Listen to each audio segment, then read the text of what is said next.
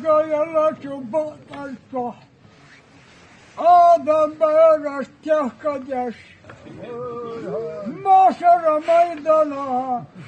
وروح بلي